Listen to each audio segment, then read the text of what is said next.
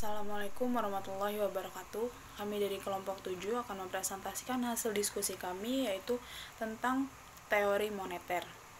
Izin memperkenalkan diri, saya Reza Sostika Andini sebagai pemateri terakhir atau ketiga sekaligus moderator, dan ada rekan saya Rian Pratama sebagai pemateri pertama dan Bunga Novianti sebagai pemateri kedua. Baik, langsung saja kepada pemateri, saya persilahkan. Assalamualaikum warahmatullahi wabarakatuh. Perkenalkan, nama saya Rian Pratama. Di sini saya akan menjelaskan materi pada bab yang ke-6, yaitu yang bagian A dan bagian B. Yang bagian A yaitu tentang permintaan uang, dan yang B kebijakan moneter dan kebijakan fiskal. Baik, kita mulai yang A, yaitu permintaan uang. Krisis ekonomi dan moneter yang terjadi pada pertengahan tahun 1997 di kawasan Asia berawal dari turunnya nilai tukar mata uang atau baht Thailand terhadap dolar Amerika Serikat, dan kemudian merambat ke negara-negara Asia lainnya. Akibatnya, nilai tukar negara-negara di Asia juga mengalami depresiasi yang sangat besar terhadap dolar Amerika. Dampak krisis nilai tukar juga dirasakan sangat buruk bagi perekonomian Indonesia dan telah mengakibatkan diberlakukannya sistem nilai tukar mengambang bebas. Sejak pertengahan tahun 1997 yang sebelumnya menggunakan sistem mengembang terkendali, hal ini mengakibatkan pengaruh yang besar terhadap kebijakan moneter yang dilakukan oleh Bank Indonesia atau BI, mengingat nilai tukar merupakan tolak ukur kestabilan perekonomian makro. Secara teori, dalam sistem nilai tukar yang mengembang penuh akan semakin efektif apabila diikuti oleh mobilitas kapital secara internasional semakin sempurna. Dengan mobilitas kapital internasional yang semakin sempurna akan sangat berpengaruh terhadap jumlah uang yang beredar atau permintaan uang. Dengan demikian, program yang dilakukan oleh BI Bank Indonesia adalah mempertahankan stabilitas harga. Kestabilan harga ini sangat dipengaruhi oleh stabilitas nilai tukar. Permintaan uang memegang peranan penting dalam perilaku kebijakan moneter di Indonesia. Setiap perekonomian, banyak literatur yang menjelaskan baik secara teoritis maupun empiris dari permintaan uang bagi negara-negara maju maupun negara-negara yang sedang berkembang. Tidak dipungkiri bahwa kebijakan moneter telah banyak mencapai tujuan-tujuan ekonomi. Friedman berpendapat bahwa kebijakan moneter dapat memberikan kontribusi dalam mencapai stabilitas ekonomi dengan mengendalikan besar-besaran moneter yang bergerak tidak terkendali sehingga menjadi penyebab ketidakstabilan ekonomi. Studi tentang permintaan uang di Indonesia masih menarik sehubungan dengan perkembangan kelembagaan di bidang keuangan dan berbagai kebijakan akhir-akhir ini. Berbagai perkembangan kebijakan tersebut, misalnya dibukakannya pasar modal di Jakarta pada tahun 1977, deregulasi perbankan tahun 1988, dan yang terakhir ini diberlakukannya nilai sistem kurs mengambang bebas sejak tahun 1997. Berbagai kebijakan ini membuka kesempatan yang lebih luas bagi pelaku ekonomi di Indonesia dalam mengalokasikan kekayaannya dibanding masa-masa sebelumnya. Karena jumlah uang yang diminta mungkin dipengaruhi oleh institusi yang ada, kebijakan dan tingkat teknologi, berbagai perkembangan terakhir ini mendorong untuk mengkaji kembali stabilitas fungsi permintaan uang di Indonesia sejak diberlakukannya sistem nilai tukar bebas. Studi tentang permintaan uang di Indonesia telah banyak dilakukan. Kebanyakan studi tersebut biasanya menggunakan variabel-variabel penjelas seperti GNP, tingkat suku bunga, dan tingkat harga dalam analisis model regresinya. Akan tetapi masih jarang memasukkan variabel nilai tukar sebagai variabel penjelasnya. Variabel nilai tukar ini mencerminkan pengaruh fluktuasi perekonomian dunia terhadap perekonomian Indonesia, sehingga tujuan studi ini adalah di samping untuk melihat pengaruh masing-masing variabel penjelas dan juga untuk melihat stabilitas fungsi permintaan uang di Indonesia sesudah dan sebelum perubahan sistem nilai tukar dari sistem mengembang terkendali menjadi mengambang bebas. Apabila telah mencapai full employment, uang tidak berperan dalam perkembangan ekonomi karena pertambahan uang hanya akan mengakibatkan peningkatan harga yang proporsional dengan pertambahan uang tersebut. Golongan Keynes mengemukakan bahwa pertambahan uang dalam keadaan perekonomian menghadapi pengangguran yang relatif besar dapat menggalakkan perekonomian, sedangkan golongan moneteris lebih yakin akan peranan uang dalam perkembangan perekonomian, di samping menyadari adanya kemungkinan berlakunya kenaikan harga. Teori permintaan uang klasik. Pandangan klasik mengenai faktor yang menentukan permintaan uang dapat dijelaskan dengan menggunakan teori kuantitas dan teori sisa tunai. Dengan sederhana, Irving Fisher merumuskan kuantitas uang sebagai dana untuk mengatasi pengangguran. Selanjutnya yaitu yang materi bagian B, yaitu kebijakan fiskal dan kebijakan moneter. Kebijakan fiskal adalah kebijakan ekonomi yang dilakukan oleh pemerintah untuk mengelola dan mengarahkan kondisi ekonomi ke arah yang lebih baik atau yang diinginkan. Caranya adalah dengan mengubah atau memperbarui penerimaan atau pengeluaran pemerintah. Pengendalian pengeluaran pemerintah bisa sangat membantu kebijakan fiskal. Kebijakan fiskal sangat erat hubungannya dengan ekonomi makro. Alasannya adalah kebijakan fiskal mengelola perekonomian suatu negara dan juga pertumbuhan ekonomi suatu bangsa.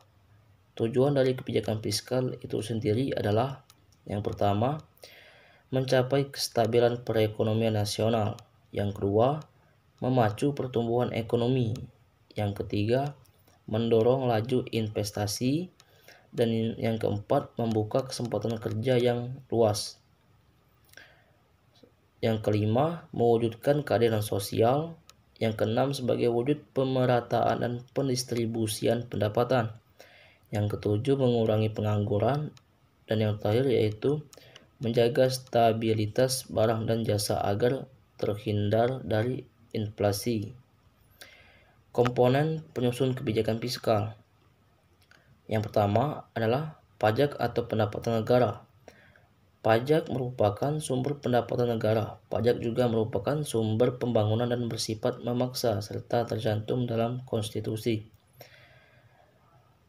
Pengeluaran negara atau APBN. APBN terdiri dari pembangunan infrastruktur, pembangunan fasilitas umum, hingga biaya operasional pemerintah. Selanjutnya yaitu kebijakan moneter. Kebijakan moneter merupakan seperangkat kebijakan ekonomi yang dibuat untuk mengatur ukuran serta tingkat pertumbuhan pasokan di dalam perekonomian negara. Kebijakan moneter diatur sedemikian rupa untuk membantu mengatur variabel ekonomi makro, misalnya seperti inflasi dan juga pengangguran dalam suatu negara. Kebijakan moneter disepakati oleh Bank Indonesia untuk menstabilkan nilai mata uang di dalam dan di luar negeri.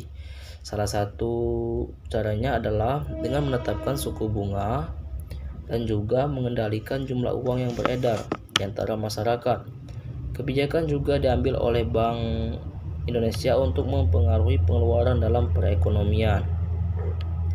Sebenarnya, kebijakan moneter juga ditetapkan oleh masing-masing negara, tetapi kebijakan tersebut berbeda-beda satu sama lain, tergantung kondisi negara tersebut. Tetapi kebijakan moneter memiliki tujuan yang sama di setiap negara, yaitu yang A. Pertumbuhan ekonomi dan pemerataan pendapatan, yang B. Kesempatan kerja, yang C. Kestabilan harga, dan yang terakhir yaitu keseimbangan neraca pembayaran. Baik, saya di sini akan melanjutkan materi tentang C. Mekanisme transmisi kebijakan moneter. Mekanisme transmisi kebijakan moneter didefinisikan sebagai jalur yang dilalui oleh sebuah kebijakan moneter untuk mempengaruhi kondisi perekonomian, terutama pendapatan nasional dan laju perubahan harga. Konsep dasar mekanisme transmisi kebijakan moneter dimulai dari instrumen kebijakan yang mempengaruhi sasaran operasional, sasaran antara, dan sasaran akhir. Mekanisme transmisi kebijakan moneter merupakan challenge yang dilalui oleh suatu kebijakan moneter hingga dapat mempengaruhi tujuan akhir kebijakan moneter. Mekanisme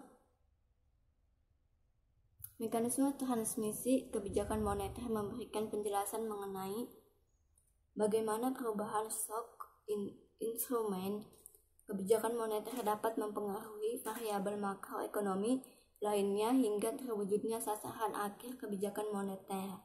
Seberapa besar pengaruhnya terhadap harga dan kegiatan di sektor real? Semuanya sangat tergantung pada perilaku atau respon perbankan dan dunia usaha lainnya terhadap stok instrumen kebijakan moneter. Yang D, uang dan inflasi. Inflasi merupakan topik yang tidak dapat dilepaskan di dunia ekonomi. Inflasi menjadi perhatian penting karena merupakan suatu tolak ukur perbandingan harga komoditi pada periode sekarang dibanding dengan periode sebelumnya. Banyak faktor yang berhubungan dengan tingkat inflasi. Salah satunya adalah jumlah uang yang beredar. Lantas bagaimana hubungan inflasi dengan jumlah uang beredar? Secara sederhana, inflasi dapat diartikan sebagai kenaikan harga. Inflasi dapat terjadi ketika jumlah uang beredar tumbuh lebih cepat dibanding dengan persediaan barang yang dijual di pasaran. Hubungan antara inflasi dengan jumlah uang beredar dapat dijelaskan melalui teori kuantitas uang. Teori ini juga merupakan teori yang paling banyak digunakan sebagai rujukan untuk memahami hubungan inflasi dengan jumlah uang yang beredar. Terima kasih. Selanjutnya yaitu E. Ekspektasi dan implikasi terhadap kebijakan moneter. Ekspektasi atau harapan masyarakat meskipun lebih sulit untuk diatur, namun ekspektasi masyarakat mulai mendapat perhatian besar dalam rangka pelaksanaan kebijakan moneter di Indonesia. Ekspektasi umumnya terjadi melalui ekspektasi masyarakat terhadap tingkat inflasi dan ekspektasi terhadap nilai tukar. Ekspektasi masyarakat yang berlebihan terhadap besaran inflasi akan mendorong semakin tingginya harga-harga, sehingga akan mengurangi tingkat konsumsi dan daya saing produk dalam negeri yang akan diekspor. Sementara itu, ekspektasi masyarakat yang negatif terhadap nilai tukar akan berdampak pada menurunnya kepercayaan masyarakat pada mata uang rupiah, sehingga dapat memicu mengalirnya dana masyarakat ke luar negeri. Apabila hal ini terjadi, maka seperti telah dijelaskan di bagian awal, maka perbankan akan kesulitan dalam menghimpun dana masyarakat yang sangat diperlukan untuk keperluan investasi dunia usaha. Lalu implikasi kebijakan moneter di Indonesia cukup signifikan, di mana ketika perekonomian mengalami kemunduran, pemerintah dengan sigap mengambil langkah pencegahan, misalnya di saat tingkat inflasi tinggi, di mana nilai tukar rupiah jatuh terhadap dolar, maka salah satu langkah kebijakan yang diambil pemerintah adalah melakukan himbauan moral pada publik agar menghentikan sejenak aktivitas yang berkaitan dengan pembelian barang mewah ataupun belanja dari luar negeri dan melepaskan uang dolar yang dimiliki dengan menukarnya ke dalam rupiah agar permintaan dolar semakin menurun sehingga perekonomiannya menjadi stabil. Kebijakan moneter adalah suatu kebijakan yang diambil oleh bank sentral sebagai regulator yang bertanggung jawab atas kestabilan perekonomian yang terjadi. Ada beberapa cara dan langkah yang dapat dilakukan pemerintah dalam mengambil kebijakan moneter, antara lain meningkatkan suku bunga, himbauan publik dan juga diskonto dan juga cadangan kas. Ada beberapa tujuan yang dilakukan pemerintah dalam melaksanakan kebijakan moneter, antara lain yaitu meningkatkan kesempatan kerja, menstabilkan perekonomian, memperbaiki neraca pembayaran dan perdagangan, dan yang terakhir menjaga kestabilan harga. Dan yang F, inflasi dari kebijakan moneter di sejumlah negara maju dan berkembang. Selama bertahun-tahun, inflasi rendah terlihat seperti masalah klasik di negara maju. Namun akhir-akhir ini makan banyak emerging market atau EM yang memiliki beberapa masalah serupa. Hal tersebut antara lain ditandai dengan respon sejumlah bank sentral terhadap permasalahan ekonomi negaranya, naiknya di negara maju, dengan menurunkan suku bunga. Mereka memiliki lebih banyak ruang untuk melanjutkan kebijakan tersebut, namun kerap menghadapi hambatan untuk menerapkannya. Hambatan terbesar adalah masalah nilai tukar mata uang. Mata uang IM berfluktuasi tajam karena perpindahan modal asing yang seiring kebijakan moneter di negara maju. Ketika bank sentral negara maju menaikkan suku bunga, modal asing akan keluar dari EM, menyebabkan pelemahan mata uang dan berdampak besar terhadap tingkat harga di dalam negeri. Dampak kebijakan bank sentral negara maju bisa lebih besar dampaknya di EM. Perekonomian negara berkembang terpengaruh oleh kemurahan hati bank sentral negara besar, kata Nariman Bahrafes, kepala ekonom di IHS Markit. Mereka memiliki sedikit ruang untuk bermanuver, imbuhnya, seperti dikutip Bloomberg Selasa.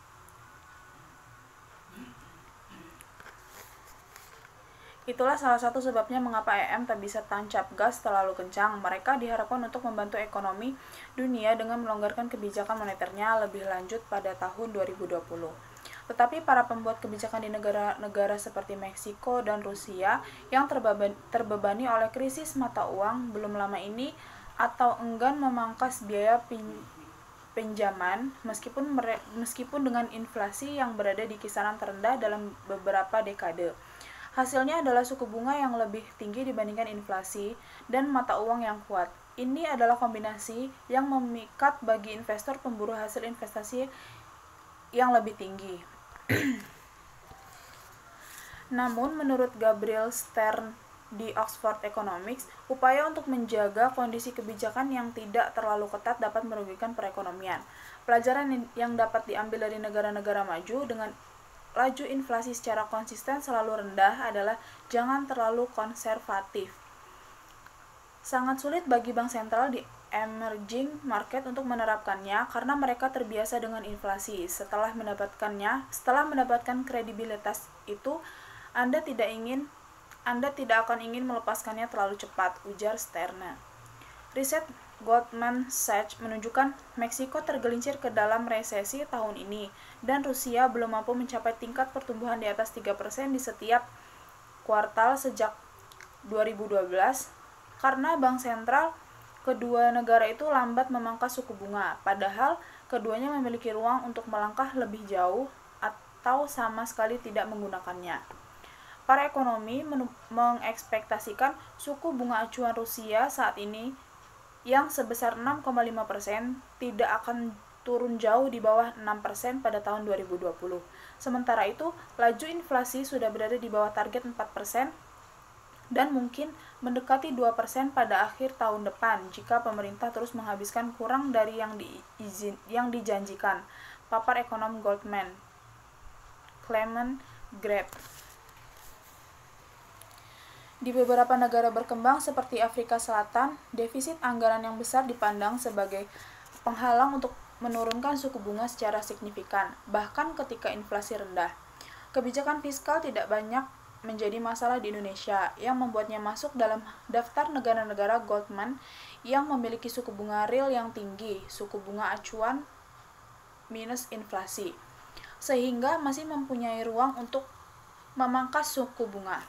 Tetapi pada tahun lalu, Bank Indonesia harus banyak menaikkan suku bunga, bukan untuk mendorong inflasi yang bergerak mendatar atau menurun tajam, tetapi karena kejatuhan mata uang yang beredar di IM. Tahun ini, BI telah beralih ke kebijakan pelonggaran karena rupiah cenderung stabil. Tetapi tidak diharapkan menjadi sangat agresif. Salah satu hasilnya adalah aliran masuk modal ke obligasi Indonesia. Sekian materi yang dapat kami sampaikan, lebih dan kurangnya kami mohon maaf. Terima kasih. Wassalamualaikum warahmatullahi wabarakatuh.